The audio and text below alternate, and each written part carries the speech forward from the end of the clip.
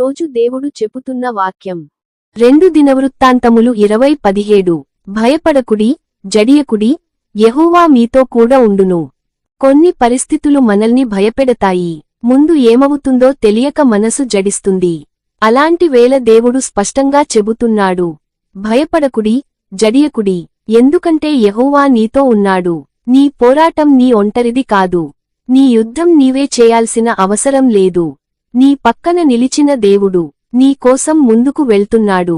కాబట్టి భయాన్ని వదిలేయి, విశ్వాసంతో నిలబడు. దేవుడు నీతోనే ఉన్నాడు. ప్రార్థన చేసుకుందాం. కళ్ళు మూసుకొని ఏకీభవించండి. ప్రభువా, మా హృదయాల్లో ఉన్న ప్రతి భయాన్ని నీవే తొలగించు. జడియకుండా ధైర్యంగా నిలబడే కృప మాకు ఇవ్వు.